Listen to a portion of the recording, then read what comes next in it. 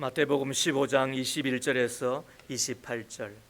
예수께서 거기서 나가사 두로와 시돈 지방으로 들어가시니 가나안 여자 하나가 그 지경에서 나와서 소리질러 이르되 주 다윗의 자손이여 나를 불쌍히 여기소서. 내 딸이 흉악하게 귀신 들렸나이다 하되 예수는 한 말씀도 대답하지 아니하시니 제 아들이 와서 청하여 말하되 그 여자가 우리 뒤에서 소리를 지르오니 그를 보내소서. 예수께서 대답하여 이르시되 나는 이스라엘 집에 잃어버린 양 외에는 다른 데로 보내심을 받지 아니하였노라 하시니 여자가 와서 예수께 절하며 이르되 주여 저를 도우소서. 대답하여 이르시되 자녀의 떡을 취하여 개들에게 던짐이 마땅하지 아니하니라. 여자가 이르되 주여 올소이다마는 개들도 제 주인의 상에서 떨어지는 부스러기를 먹나이다 하니 이에 예수께서 대답하여 이르시되 여자여 내 믿음이 크도다. 내 소원대로 되리라 하시니 그때로부터 그 딸이 나으니라. 이는 하나님의 말씀입니다. 하나님 감사합니다. 아멘. 예수님의 발자취를 따라 8번째 이야기를 함께 나누기를 소망합니다. 조엘 오스틴 목사님의 긍정의 힘이라는 책에 보면 이런 이야기 한 토막을 우리 가운데 소개하고 있는데, 여러 해 전에 미국의 유명한 골프 선수가 사우디아라비아 왕의 초청을 받았답니다. 왕은 자신의 전용 비행기를 보내고 그를 초청하여서 두 사람은 며칠 동안 골프를 즐기며 또 함께 귀한 시간들을 함께 했죠. 그 골프 선수가 돌아가려고 할 때 왕이 말합니다. 귀중한 시간을 내주셔서 감사합니다. 제가 선물을 하고 싶습니다. 무엇을 원하십니까? 아닙니다. 환대 주신 것으로 충분합니다. 무엇을 더 바라겠습니까? 그러나 왕이 계속 이야기를 하죠. 꼭 선물을 드리고 싶습니다. 그래야 평생 기억하실 테니까요. 그 골프 선수는 왕의 고집을 꺾을 수 없다고 생각을 하고서 대답을 합니다. 골프채가 좋습니다. 그리고 고국으로 돌아오는 가운데 무슨 선물을 할까? 무슨 선물을 나한테 줄까를 생각했다는 거예요. 왕의 사인이 들어가 있는 황금 골프채를 줄까? 다이아몬드와 보석으로 치장이 된 골프채를 나에게 줄까? 그리고는 집에 돌아와서는 우편함을 날마다 뒤로봤다는 거예요. 그런데 한날 우체부로부터 편지 한 장이 도착을 했죠. 보았더니 왕으로부터 온 편지예요. 얼마나 실망을 했겠어요. 골프채 준다는데 편지 한 장밖에 안 왔으니까. 그리고는 편지를 뜯어봤는데 그 편지의 내용인 적선 이러하였습니다. 미국에 골프장을 당신에게 선물합니다.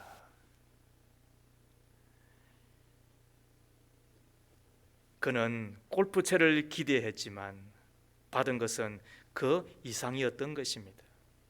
조엘 오스틴 목사님은 이어서 이런 글을 적었습니다.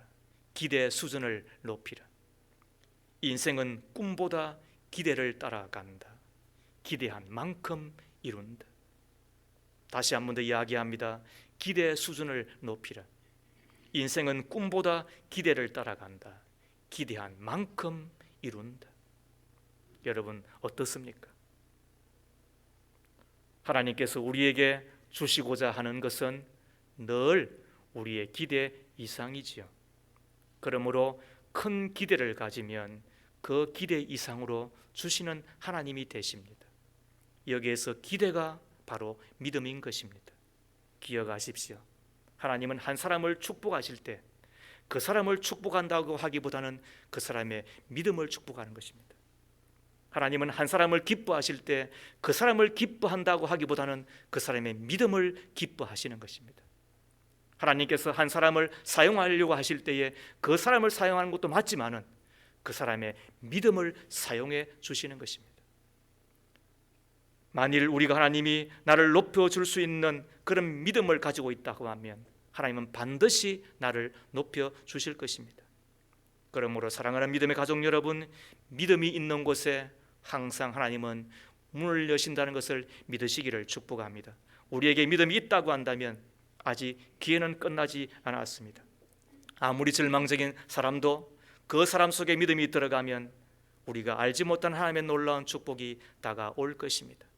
그러므로 함께 예배하는 우리 믿음의 가족 여러분, 오늘 이 시간 하나님의 말씀을 듣고 나누다가 하나님을 믿는 바른 믿음뿐만 아니라 그 믿음의 역사와 하나님께서 놀랍게 일하시는 믿음의 큰 부자로 거듭날 수 있기를 축복합니다. 오늘 이야기는 우리가 너무나도 잘 아는 것처럼 한 여인이 귀신 들린 자기의 딸을 고침받고 문제를 해결받는 장면인 것입니다. 예수님께서 갈릴리 지역을 벗어나 북서쪽으로 약 40km 떨어져 있는 두로와 시돈 지역으로 가셨죠. 사람을 피하여 제자들과 함께 있고자 한 것이었습니다. 의도는 제자들을 훈련시키고 또 제자들을 당신의 사역에 합당한 사람으로 양육하기 위하여 그리한 것입니다. 우리에게도 가끔 이런 시간을 갖는 것이 필요하잖아요. 기도원에 올라가거나 또 따로 시간을 내어서 주님과 홀로 하는 시간만을 집중하는 것이 얼마나 필요한지 몰라요. 천주교에서는 피정이라고 하는 프로그램들을 갖는 거 들어보셨죠? 피자는 피할 피자에 정자는 고요할 정자예요. 피하여 고요한 시간을 갖는다, 혹은 고요한 시간을 갖기 위하여 피한다는 뜻인 거예요.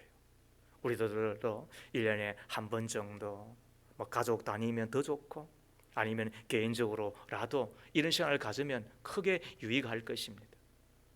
주님이 이렇게 피하여 제 아들과 숨어 있으려고 하였는데 한 여인이 알고 등장을 합니다. 이 여인에겐 3중고가 있었습니다. 하나는 이방인이요, 두 번째는 당시에 천시되었던 여인이었고, 그 다음에 세 번째는 자기의 딸이 귀신이 들렸다라는 것입니다. 당시 이방인은 사람 취급하지 못했죠. 그리고 여인은 매우 하찮은 이로 치부되었습니다. 거기에다가 자기의 딸 자식이 귀신이 들렸으니까 숨이라도 제대로 칠 수 있었겠습니까? 지금도 귀신 들린 이들이 간혹 있습니다. 성경은 그냥 귀신 들린 딸이라고 이야기하고 있지만은 그러나 평행 기절인 마가복음 7장 25절에 보면 더러운 귀신에 들린이라고 나옵니다. 귀신에 들리면 사람이 더러워진다는 뜻입니다. 그래서 더럽고 그래서 악한 사람이 되고 마는 거예요. 그리고 이 기절을 앵커 바이블에서는 정돈되지 않고 정리되지 않은 딸이라고 적고 있습니다. 정리정돈되지 않을 뿐만 아니라 뒤죽박죽이고, 이 이야기는 우선순위를 따라 살아가지 아니하고 먼저 할 것을 미룰 뿐만 아니라 그리고 미뤄도 될 것을 먼저 하는 그런 상태, 이것이 귀신 들린 것으로 이해하는 거예요. 그러고 보면 오늘 이 본문이 시작되기 전에 장로들의 유전에 대한 이야기를 하시면서 사람의 입으로 들어가는 것이 우리를 더럽게 하는 것이 아니라 사람의 입에서 나오는 것이 더럽게 하는 것이라고 하신 말씀을 하시면서 우리 예수님께서 하신 이야기를 들어보면 우리가 고개가 끄덕여집니다. 19절 말씀에 사람의 마음에서 나오는 것은 악한 생각과 살인과 간음과 음란과 도둑질과 거짓 증언과 비방이니 이런 것들이 사람을 더럽게 하는 것이요, 씻지 않은 손으로 먹는 것은 사람을 더럽게 하지 못하느니라. 어떤 상태가 더러워지는 거라고요? 그리고 무엇이 사람을 더럽게 하는 것이라고요? 악한 생각과 살인과 간음과 음란과 도둑질과 거짓 증언과 비방, 이런 것들이 더러운 것일 뿐만 아니라, 그리고 이와 같은 것들은 많은 경우에 귀신으로부터 말미암는 것이라는 것에 우리는 공감하지 않을 수가 없어요. 지금 이 시대에도 인터넷을 통하여서 지나친 자아와 그리고 욕심과 비교의식을 통하여서 틈타고 있는 우리는 이 귀신의 영향들을 보게 됩니다. 그래서 중독에 빠집니다. 허우적거립니다. 무질서해집니다. 그리고 사람이 볼 때도 더러워집니다. 우리의 자녀들 가운데서 더러워진 상태가 있지는 아니한지, 뒤죽박죽은 있지 아니한지, 정돈되어진 것이 있지 아니한지, 가치 있는 것을 하찮게 여길 뿐만 아니라 하찮은 것을 가치 있게 여기면서 살아가는, 그래서 헛된 사람들 그리고 더러워진 사람들이 있지 않은지를 살펴볼 필요가 있고 분별할 필요가 있는 것입니다. 그것이 부모가 될 역할인 것입니다. 이 시대는 그런 것입니다. 이런 딸을 가지고 있는 이 여인이 어떻게 합니까? 소문을 듣고 예수께로 나오잖아요. 그리고는 딸을 고쳐달라고 간절히 기도하잖아요. 그런데 너무나도 어이가 없고 우리가 볼 때는 야박하고 완전히 무시하는 듯한 예수님의 모습을 보면서 고개를 갸우뚱하지 않을 수가 없는 것이지요. 26절 말씀에 대답하여 이르시되 자녀의 떡을 취하여 개들에게 던짐이 마땅하지 아니하니라. 자녀들을 먼저 배불리 먹여야 한다.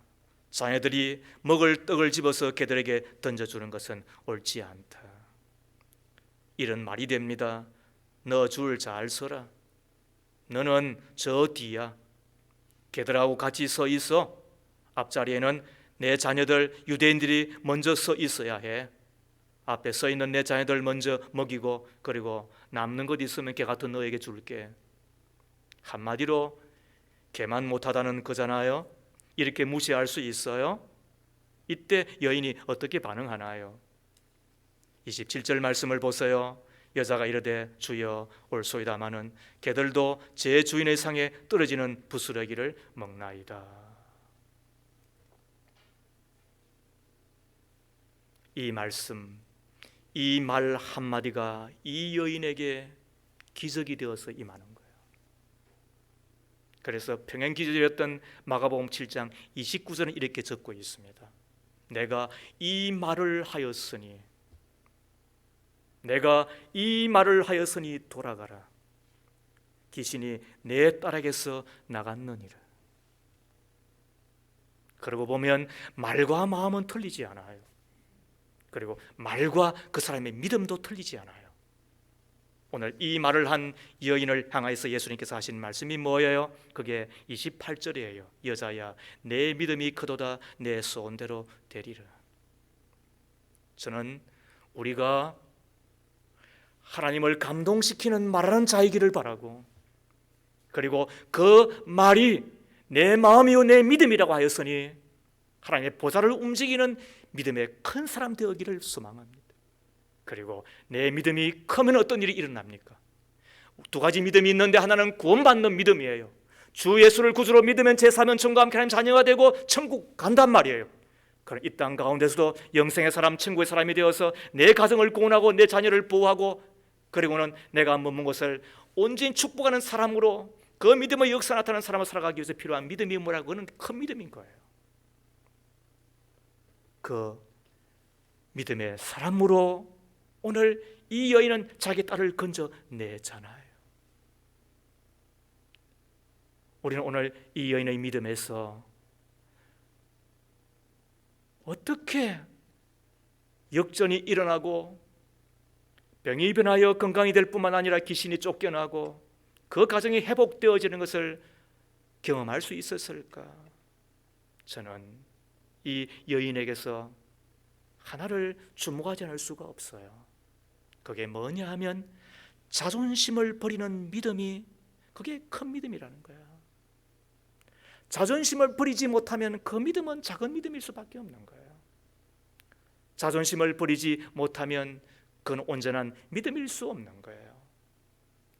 자존심을 버릴 때 그 믿음이 큰 믿음일 뿐만 아니라 그 입에서 나오는 말 한마디가 처다를 울리게 되고 하늘 보좌를 움직이는 것이 되는 거예요. 사람에게 자존심이 있어요, 없어요? 자존심 사람이 없는 사람이 어디 있어요? 뿐만 아니라 이 자존심이 사람들에게 또 있어야 되는 거예요. 자존심이라고 하는 것은 자기를 귀하게 여기는 마음이니까 자존심이 있을 때 사람들은 자기의 몸을 더럽히지 않아요. 자존심이 있기 때문에 양심을 팔지 않아요. 자존심이 있기 때문에 째째하게 살지 않아요. 자존심이 있기 때문에 열심히 일해서 잘 살려고 힘을 쓰고 애쓰는 거예요. 다 자존심 때문에 그런 거예요. 자존심이 있기 때문에 자기의 명예와 자기의 영예를 귀하게 여기고 높이려고 그렇게 발부둥 치는 거예요. 그러기에 교만하고 무례하고 건방지고 도도하고 남을 깔보는 마음은 자존심이 아닙니다. 그거는 좀팽이 마음이지요. 자존심이 있다는 말은 긍정적인 면이 있는 거예요. 그런데 문제가 뭐예요? 그 자존심이 세다는 거예요. 그 자존심이 강할 때 문제가 되는 거예요. 자존심이 강하면 콧대가 높아지고, 그리고 콧대가 높아지면 고집이 세지고, 그리고는 후폭풍이 부는 거잖아요. 독일의 히틀러가 1942년 제2차 세계대전을 일으키고 그 추운 날, 겨울날 30만 명의 독일 병정한테 명령을 내립니다. 모스크바로 진군 그랬습니다.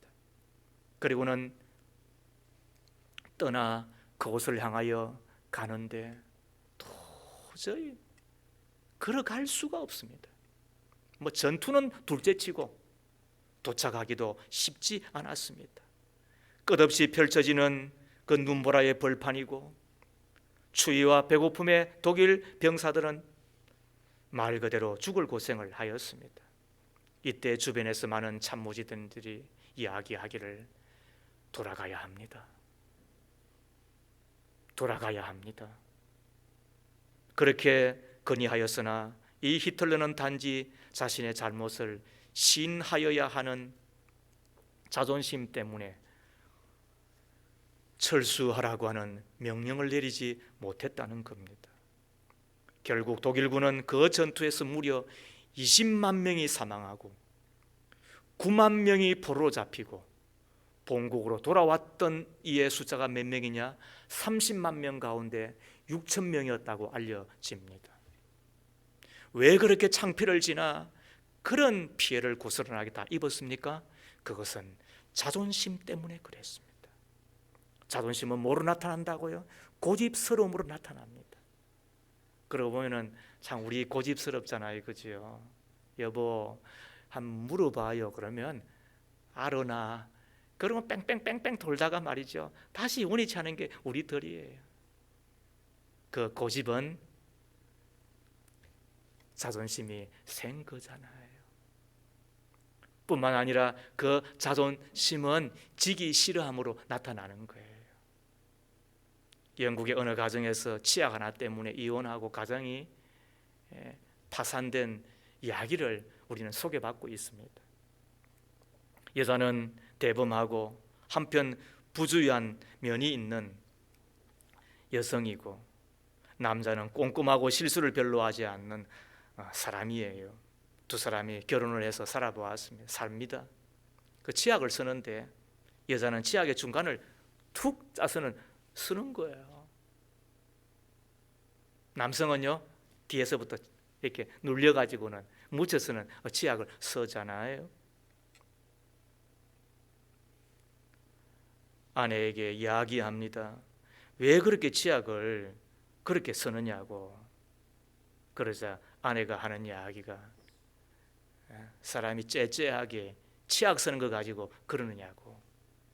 그랬더니 하는 이야기가 뭐예요? 당신 지금 뭐라 그랬어? 째째하다고? 물론 꼼꼼하다고 했으면 좋았을 텐데, 그렇죠? 그런데 아무튼 그 말 한마디 때문에 싸움이 벌어지고 그리고는 사내 모사내 하다가 어떻게 됐다고요? 이혼도장 찍고 말았다. 가정이 박살나고 말았다. 그게 뭐라고요? 끝내는 자존심 때문에 그런 거예요. 자존심이 있기 때문에 지기 싫어할 뿐만 아니라 이겨야 되고, 그리고는 조금만 이야기를 한마디 하면 못 견뎌서 막, 그죠? 상대방을 말이 장하해서 막 끝없이 가잖아요. 끝내는 그게 똑똑함이 아닌 거예요. 자아가 꿈틀꿈틀 거리는 거잖아요. 고린도 교회를 보면 이 자존심이라고 하는 것이 얼마나 신앙에 방해가 되는지, 그래서 사도 바울은 그걸 알고 이야기하잖아요. 고린도전서 1장에 보면 저들은 예수를 주로 모시고 뜨겁게 사랑했을 뿐만 아니라 예수님을 열렬히 기다리는 재림 사상에 저들은 붙들려 있었던 그런 귀한 사람들이에요. 얼마나 기도를 많이 해서 은사가 많았겠어요. 성경을 얼마나 많이 읽고 전도를 많이 했겠어요. 그래서 칭찬 많이 했습니다. 그런데 고린도전서 2장과 3장에 보면 너희는 여전히 영적인 어린아이다. 뭐예요? 너희는 아직도 영적으로 미숙한 자라고 이야기하는 거예요. 그 이유는 다른 데 있지 않아요.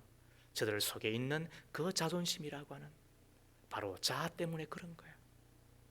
그러다 보니까 지기 싫어하고 이기려고 하고 서로 나는 예수파, 나는 베드로파, 나는 바울파, 나는 아볼로파, 그렇게 편을 나누어서 서로 공격하는 거잖아요.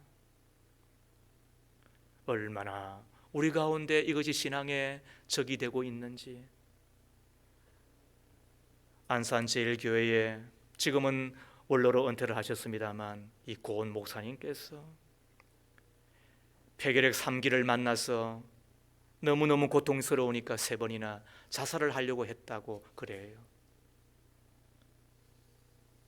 어느 권사님의 수년간의 끈질긴 권유로 결국 예수를 믿게 되었는데, 그가 쉽게 예수를 믿지 못하였던 것은 자신의 자존심 때문이라고 그런 시편에서 이렇게, 그의 시집에서 이렇게 적고 있어요. 폐결핵보다 무서운 병은 내 마음의 자존심이라고 하는 병입니다. 하나님은 나의 폐결핵을 쉽게 고쳐주셨으나 내 자존심이라는 병을 고치는데 하나님은 10년이 걸렸습니다. 주님의 능력이 모자라서가 아니라 그토록 내 자존심이 단단하고 컸기 때문입니다. 자식도 없던 권사님은 나를 전도와 영의 아들로 삼아 내 신앙 가문의 원조가 되게 해 주셨건만 내 자존심을 꺾는데 그 많은 세월이 필요하였습니다. 여러분, 일리가 있잖아요. 진실로 하나님의 자녀가 되어 예수님의 제자가 되어서 살아가는데 필요한 것이 믿음이며, 그리고 큰 믿음인데 그것을 방해하는 장애물이 뭐라고요? 그 신앙의 적이 뭐라고요? 결정적으로 우리로 예수를 잘 믿게 하지 못하는 것이 무엇이라고요? 기적이 없는 세상이 아니라 믿음이 없는 세상이며, 믿음이 있으면 하나님의 기적은 여전히 상식처럼 나타나게 될 것인데 그것이 흔치 않는 드문 세상이 되고, 그것도 없이 그냥 일상으로 몸만 왔다 갔다 하는 사람으로 살아가는 우리들이 되는 이유가 무엇이라고요? 그것이 자존심 때문이라고 이야기하는 거예요. 우리는 그것이 도도함으로 사람이 이 정도도 없이 살아가 그렇게 이야기할지 모르지만, 그러나 우리가 그것이 얼마나 방해가 되고 있는지 우리는 잘 알게 되잖아요. 이것 때문에 오늘 예수님은 이 가나안 여인에게 오셔서 작업을 하는 거예요. 하나가 뭐예요? 침묵인 거예요. 또 하나가 뭐예요? 외면인 거예요. 또 세 번째가 뭘까요? 한 번 더 지바른 거예요. 22절을 보세요. 가나안 여자 하나가 그 지경에서 나와서 소리질러 이르되 주 다윗의 자손이여 나를 불쌍히 여겨줘서 내 딸이 흉악하게 귀신 들렸나이다. 예수님을 다윗의 자손으로 고백했다는 이야기는 그는 분명한 믿음이 있었다는 이야기예요. 겨자 씨앗만한 믿음이 있다고 한다면 분명히 이 산을 명하여 바다에 빠뜨리려 한다면 그렇게 되리라고 하셨기 때문에 이 여인에게 그런 믿음이 없는 것이 아니에요. 그런데도 불구하고 주님은 어도를 갖고 접근하시는 거예요. 지난주에 바람을 보고 의심하였던 베드로를 고치기 위하여서 어떻게 한다고요? 왜 의심하였느냐 믿음이 작은 자라, 그렇게 말씀하셨던 주님이 그와 함께 배에 올랐을 때에 바람이 그쳤던 것처럼 그 바람을 통하여서 의심 많은 베드로 혹은 우리를 고쳐주시기 위하여서 무엇이 필요한지 말씀해 주셨던 우리 주님은 오늘 이 가나안 여인에게 있는 뭘 고치시기 위하여 믿음이 없는 것이 아니라 그 자존심 때문에 더 이상 큰 믿음으로 나아가지 못하는 그 혹은 우리를 고치시기 위하여 하시는 작업인 거지요. 다윗의 자손 예수여, 다윗의 자손 예수여, 나를 불쌍히 여기소서. 내 딸이 흉악하게 귀신 들렸나이다. 작은 소리로 이야기했어요.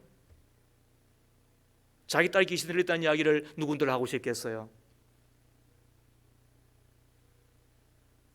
주위에 아마 있는 사람들이 그렇게 부르짖는 여인을 보고서 아이고 배운 것도 없으니까 저렇게 천하게 굴지, 어떻게 무식한 것이 말이지 소리는 크다고 아마 그렇게 했을 거예요.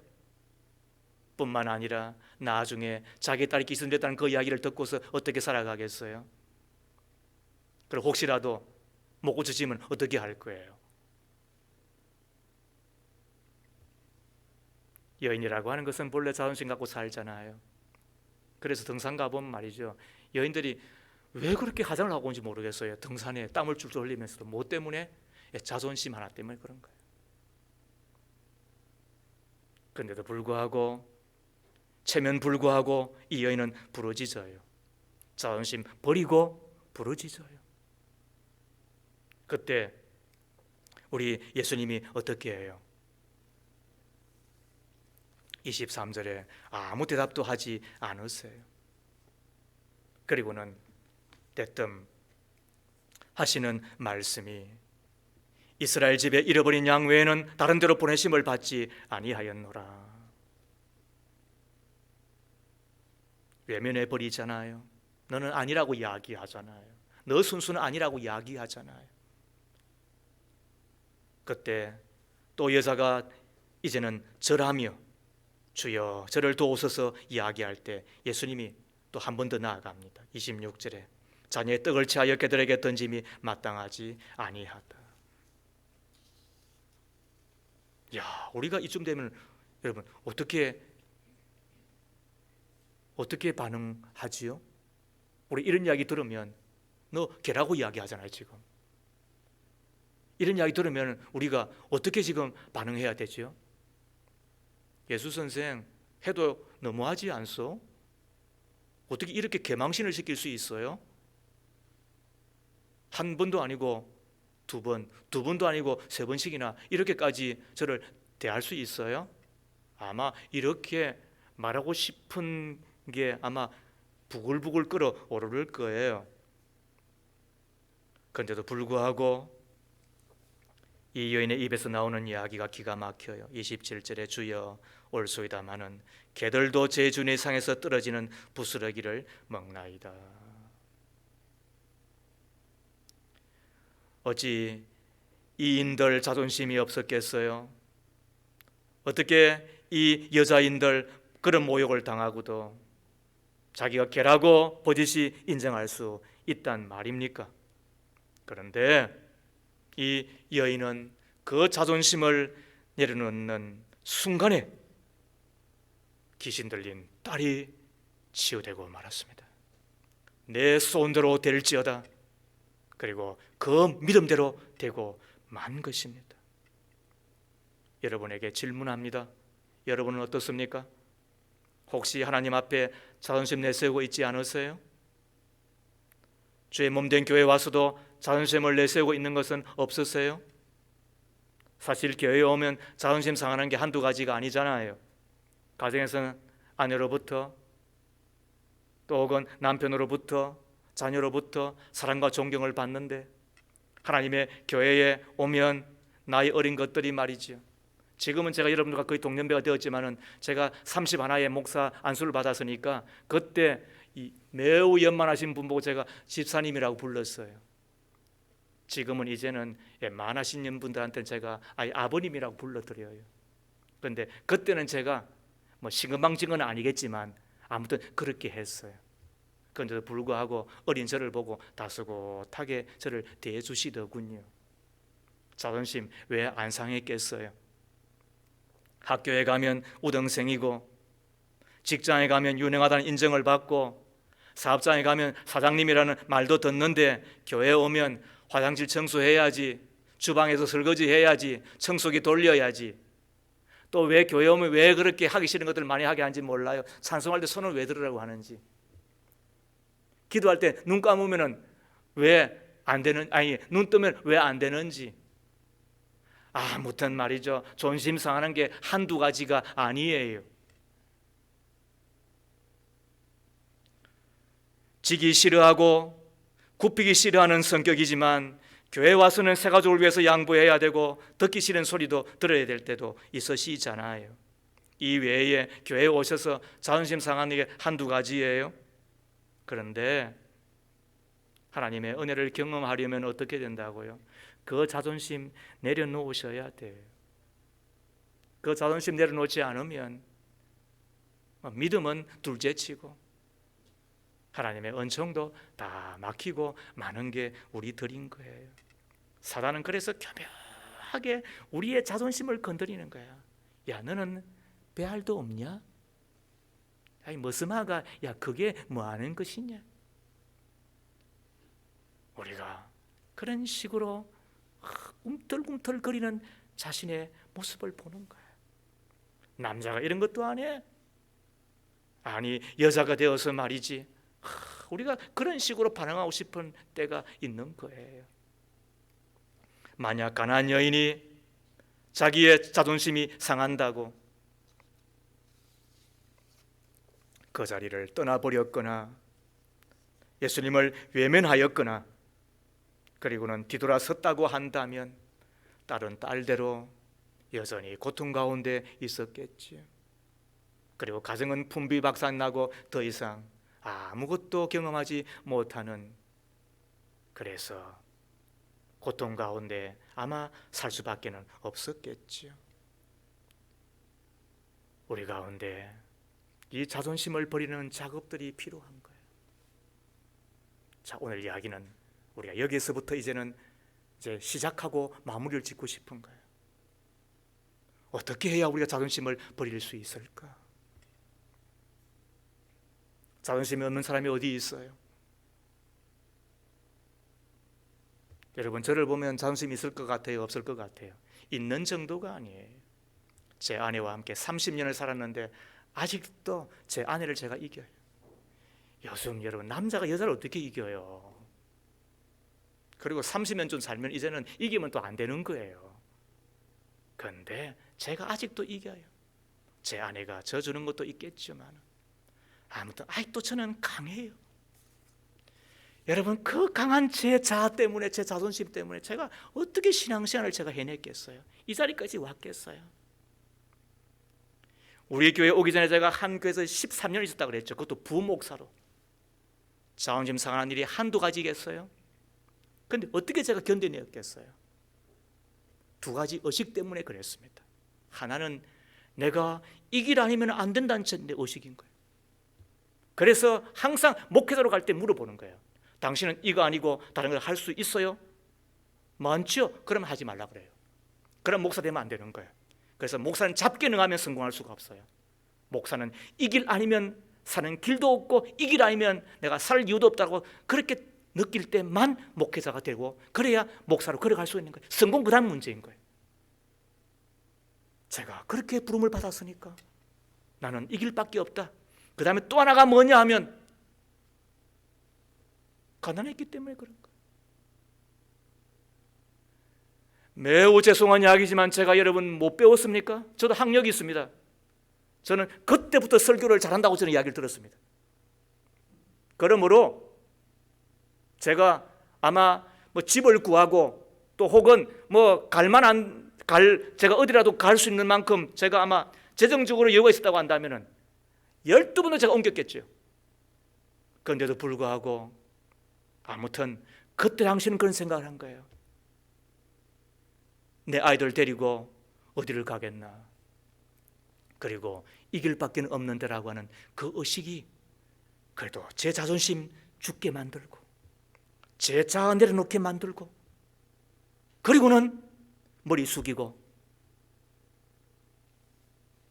겸손한 척하다가 조금 겸손해졌고 낮아지는 척하면서 낮아졌고 섬기는 척하면서 섬기는 자가 되었음을 보게 되는 거예요. KBS 2에서 지금도 하고 있는지는 모르겠습니다만은 다큐 3일이라고 하는 프로그램을 본 적이 있는데 그때 보았더니 광장시장이라고 하는 저 중구에 있는 그 시장에서 20년 혹은 30년, 40년 동안을 장사하셨던 안악들의 이야기를 소개하는 이야기였습니다.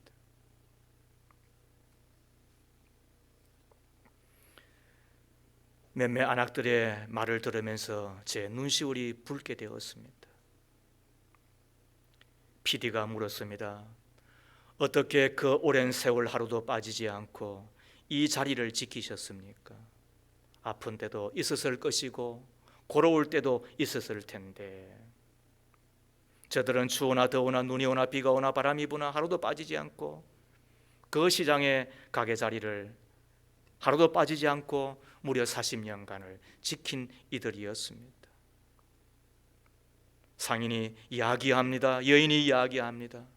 내가 이곳에 와서 장사하지 않으면 내 가족, 내 자식 굶어야 했기에 어쩔 수 없어 이곳에 나왔습니다.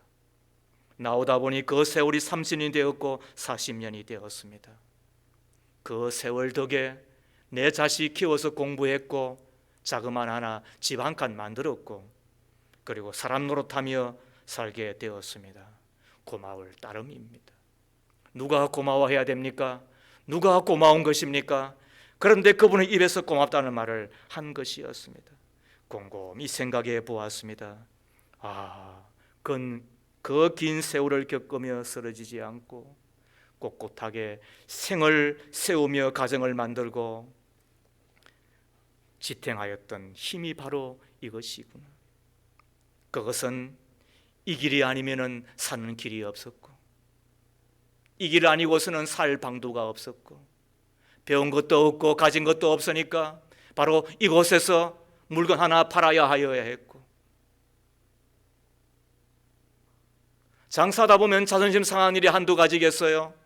남의 돈을 버는 것이 자존심 상하는 일이 한두 가지겠어요?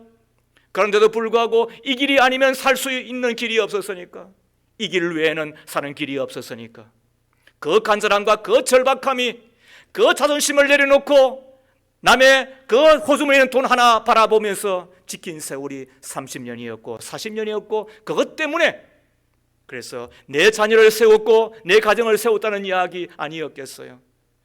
그 사람 속에 내 어머니가 있고 그 사람 속에 내 아버지가 있는 거예요. 그 사람 속에 그렇게 간절하게 절박하게 이 길 아니고서는 살아갈 수 없음을 알았기 때문에 그 자리를 지켰던 사람들 가운데 내 믿음의 사람들이 있고 오늘 이 가난한 여인이 있는 거예요. 예수 외에는 다른 길이 없으므로 당신이야말로 내 딸을 고쳐줄 수 있고 그리고 당신이 거절하고 당신이 외면하고 당신이 침묵하고 당신이 나를 모욕한다 할지라도 그러나 당신밖에 없으므로 나를 고쳐주십시오. 내 딸을 고쳐주십시오. 그 말을 들으시고 내가 이 말을 하였으니 내 소원대로 되리라라고 하시는 것 아니겠어요? 그것을 큰 믿음으로 보시면서 하나님께서 그 딸을 고치시고 가정을 회복시켜 주신 것 아니겠느냐 이 이야기예요. 그러고 보면 우리는 기대합니다. 하나님 내 믿음을 보시고 내 가정을 회복시켜 주십시오. 하나님 내 믿음을 보시고 내가 먹은 것을 축복해 주십시오. 하나님 내 믿음을 보시고 나와 함께하는 사람들을 세워주십시오. 그때 여러분 자존심 들어가면 안 되는 거예요. 자아가 살아서 꿈틀거리면 안 되는 거예요. 그것 때문에 하나님은 어떤 때는 나를 가난하게 하시고 쪽팔리게 하시는 거예요. 그것 때문에 하나님이 나를 질병나게 하시는 거예요. 내가 도저히 길을 못 펴게 만드는 거예요. 어떤 때는 공격당하게 하는 거예요. 왜? 그래야 믿음의 사람으로 세워지고 그 믿음의 사람 되는 것이니까. 참 어떤 때는 쪽팔리고 어떤 때는 부끄럽죠. 그럼에도 불구하고 그것이 나를 믿음의 사람으로 만들어 가시는 하나님의 손길로 여긴다고 한다면 어쩔 수 없잖아요.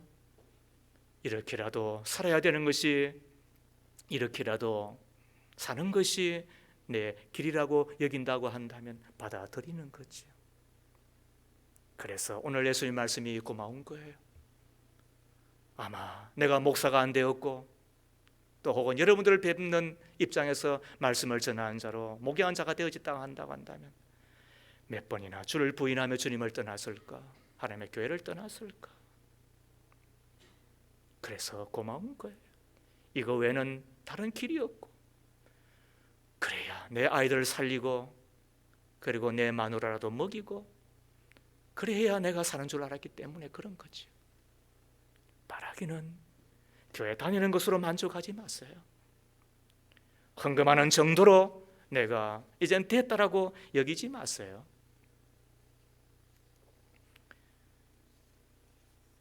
믿음의 큰 사람 되기 위하여 헛된 자존심 버리고 고집스러움 버리고 잘난치 않은 것 버리고 그리고 가끔 한 번씩 일어나고 치밀고 그렇게 해서는 확 지어버리고 싶은 그런 마음들 다 내려놓고 두 가지밖에 없다 그랬죠. 하나는 뭐라고요?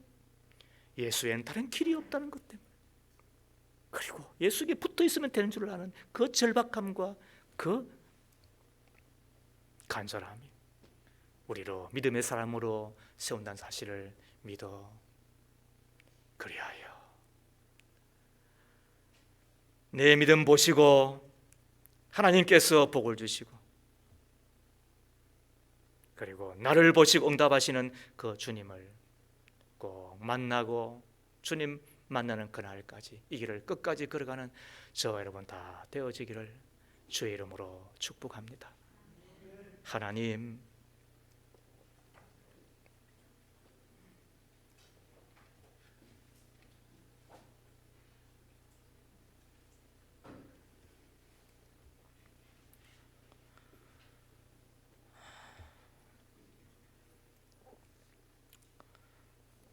자존심 때문에 사는 면도 있지만 그러나 그 자존심 때문에 변하지 않는 자신을 보는 안타까움도 있습니다. 구원받은 믿음은 있으나 멱사는 믿음은 없고 주로부터 선물을 받은 것은 있으나 능력도 없고 권세도 없는 믿음의 사람으로 살아가는 데에는 자아가 꿈틀거리고 자존심이 강하여서 그래서 주님 앞에 온전히 자복하며 이 길만이 사는 길이요 또 이렇게 해야 천국 가고 하나님께서 은혜 베풀어 주신다라고 하는 간절함이 없기 때문이라고 하는 것. 주여 우리를 불쌍히 여기시고 믿음을 더하여 주실 뿐만 아니라 나의 믿음을 보시고 내 가정을 새롭게 하시고 모든 것을 축복해 주시는 하나님의 그 은총을 꼭 보게 하옵소서. 예수님 이름으로 기도합니다. 아멘.